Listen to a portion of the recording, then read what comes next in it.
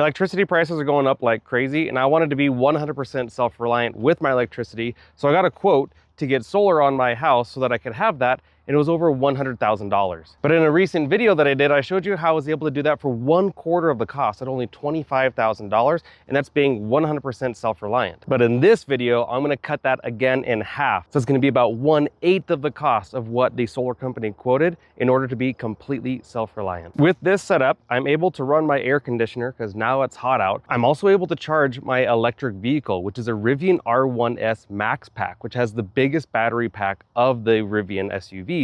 I have 2 washers and dryers. One of them is electric and the other one is gas. I'm able to run both of these as well. And the last really big load that I have in my house is my oven, because it too is electric. So I'm gonna go over exactly what components I'm using that are really good quality in order to have reliable, self-sufficient energy. But in addition to that, I'm gonna show you another way where you can save even more money on this exact setup. None of this is illegal. It's perfectly fine to do. You should always consult with an electrician to make sure you're doing everything safe. There's only one really small permit that I pulled just to be able to get the connection from the solar setup into my house. I'm gonna show you exactly how I did it. A solar system is made up of 3 parts. That's the output, the storage, and the input. The output is the inverter. The storage are the batteries, and then the input is the solar. I like the 12,000 XP in general because it's a very good price at only $1,900 right now, but it also has some amazing features that pretty much no other inverter of this same capacity have. That extra special feature is this breaker right here. You might be able to see it, but under here it says Smart Load. Let's say I want to run my Bitcoin miner only once the batteries are full and all of the house is already taken care of. That way my Bitcoin mining doesn't take away from my house having electricity.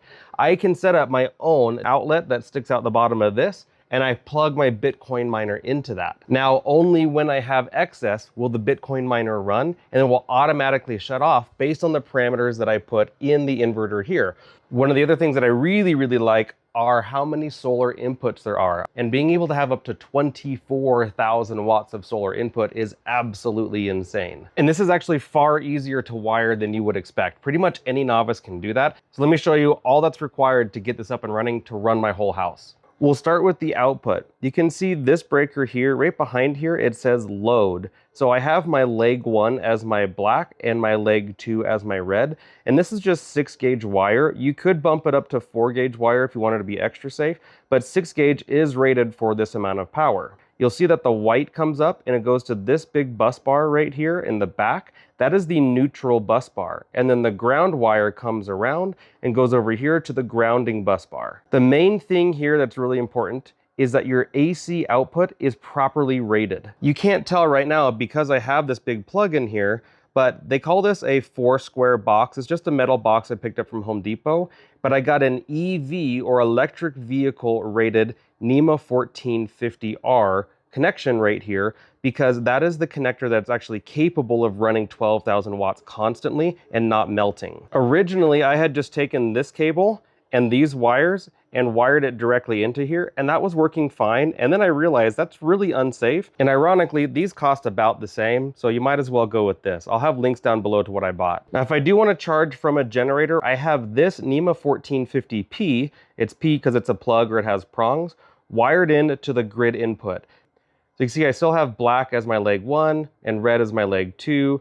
The white goes over to the neutral bar, and then the green over to the ground bar. For the battery input, these are actually 1/0 cables because that was the thickest I could get that have these SB175 connectors on them. And so I've wired those directly into this bus bar here for the battery, and now I actually have a quick disconnect from the whole battery bank. So if I want to use this inverter with a different battery bank or these batteries with another inverter, this gives me that capability by having this quick disconnect. And just like I mentioned with the solar input, I just made 2 sets of wires coming out each one of these, and they're going into each PV input. If this is at least your second time on the channel, hopefully that means you'll subscribe because you're finding this information helpful. And if you've made it this far in the video, then hopefully you'll smash the like button as well. But all of the links to everything that I'm using are going to be in the description and the first comment down below. So that's the inverter and that's the AC output. But I want to get into what's the most expensive part of the entire system, and that is the battery setup. There's a trick with the batteries, and that is that you either have to choose to be UL listed certified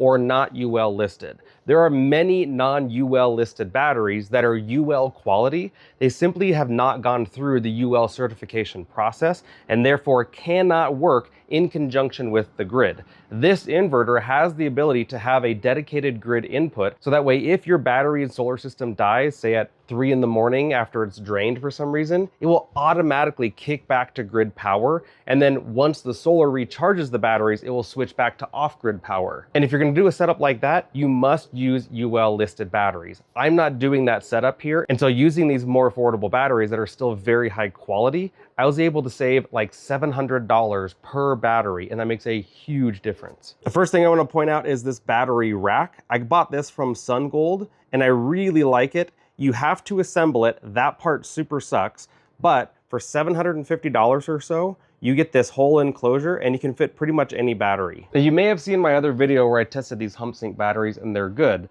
but I think I might have actually found a better one. And those are the TechX batteries.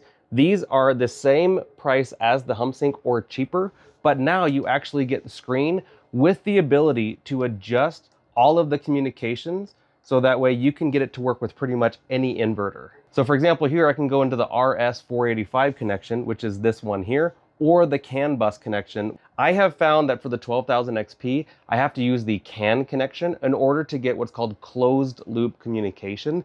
That just means that you actually get to see the battery percentage on the screen and in the app. Whereas if you're using open loop communication, you're just using the voltage of these batteries to determine roughly what state of charge the batteries are at.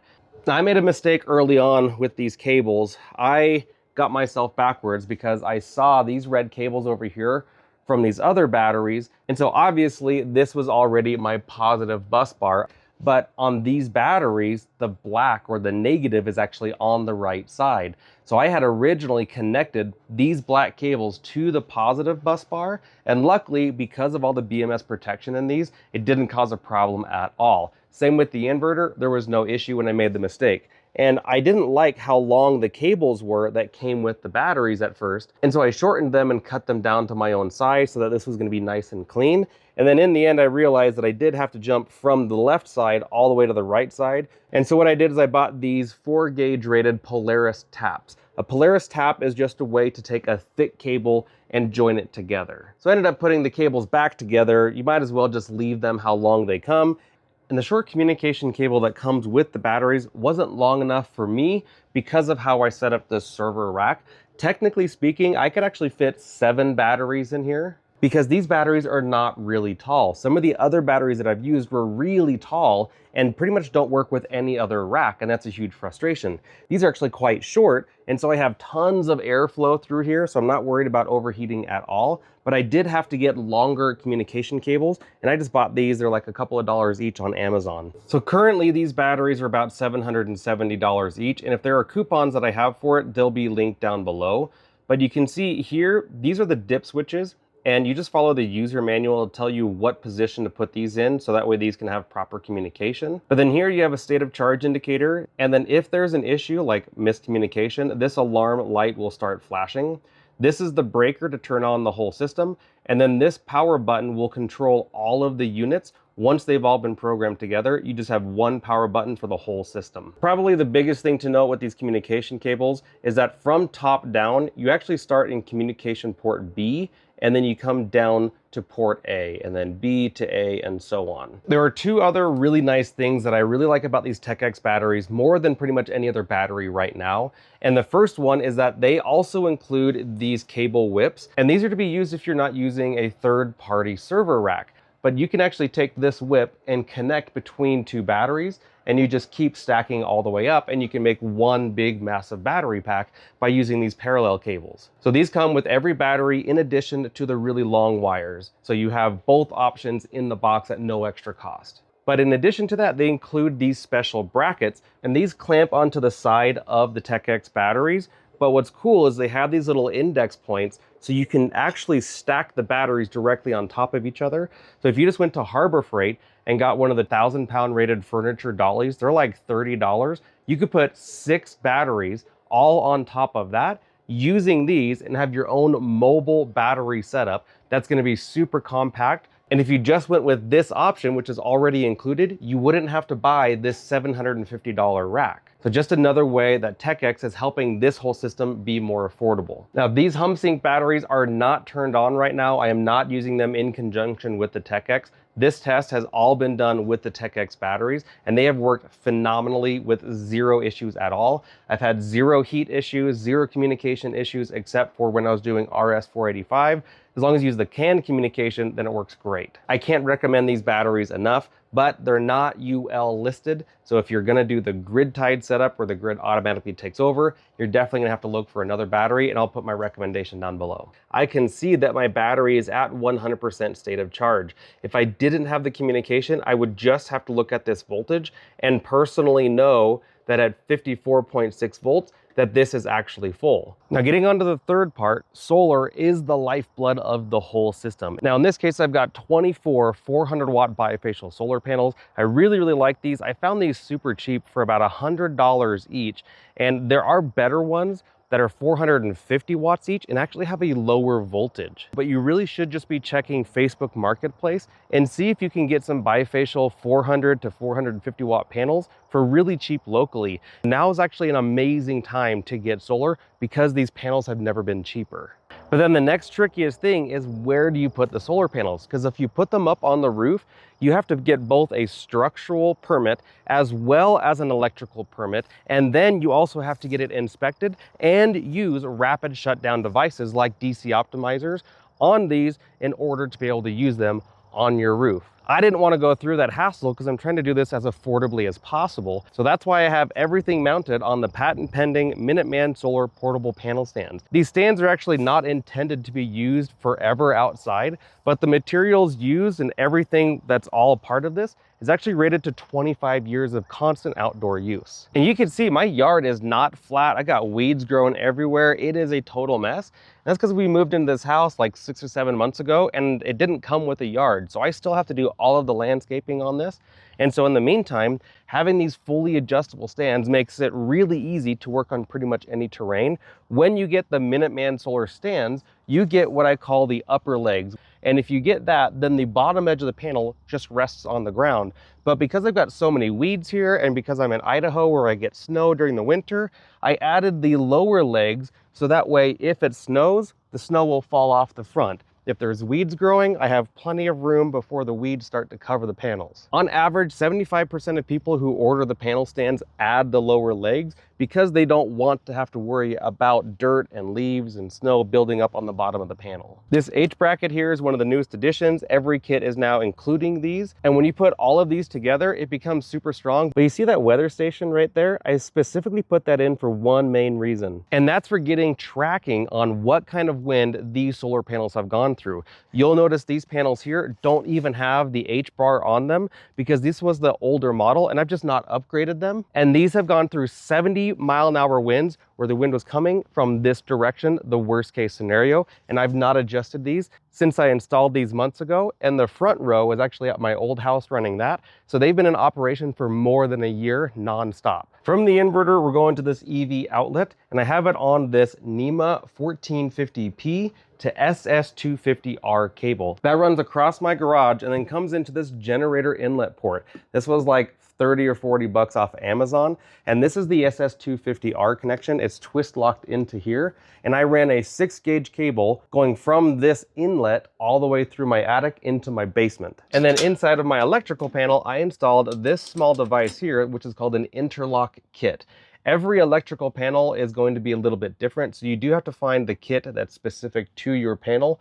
Mine's a square D, so I got a square D interlock. But you can see that my grid power is in the off position, and this 50 amp breaker is in the on position. So the 12,000 XP system is running right into here, and now supplying power to both of these electrical panels. And over here is my EV charger. I'm able to run 100% of everything just fine. And I specifically turned off the air conditioner to show you that I can turn it on and run it without a problem. And there's one trick to do this that will make it work with this system. So I'll show you that here. But right now the system is off. I'm gonna go ahead and turn it on. I don't know if you can hear the background noise, but the handler is actually right behind you. And so we are now blowing cold air. And because I'm doing closed loop communication with the TechX batteries, I can see exactly what's going on here. So I can see that entirely the whole house is pulling about 4,200 watts. From the batteries, it's pulling 2,700, and from the solar, it's pulling about 1,600. And that makes sense because it's almost 6 o'clock in the evening. But the reason that this works so well is because I'm using a Micro Air Flex AC soft start device. This unit right here, I tied into 4 different wires. I just took the orange wire to the Hearn on the capacitor, and then I took the black wire and put it on top of where the black connection is on the switch.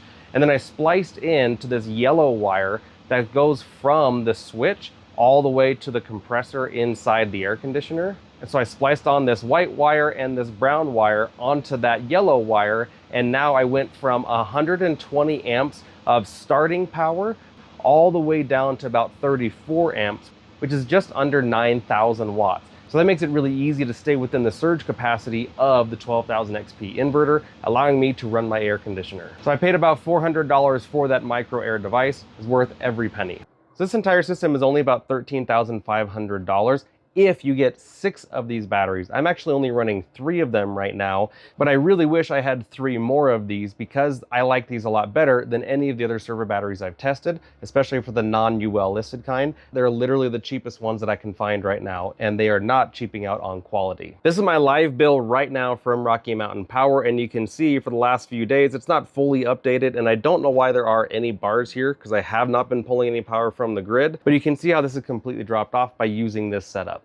I would say that if you don't have an electric vehicle and if your house doesn't use any electrical heat, such as the water heater, the dryer, the oven, and so on, if that's all propane or natural gas, you can actually probably get away with just a 6,000 XP. But surprisingly, the 12,000 XP is not much more in cost, and you get way bigger benefits with more solar, as well as having bigger battery input, and especially the smart load. So there's not really a reason to spend $100,000 from a solar company to have this kind of dependability, unless you don't want to do any of the work, at which point, definitely go with them. And if this seems too complicated and you want something even simpler, that's why I made this video, so that way you can still go off grid completely affordably. So that's the decision that you'll have to make on which system's the right for you. I definitely really like this setup, and I want to get a lot more of these TechX batteries because they're so good. But comment down below which way you think you would do this.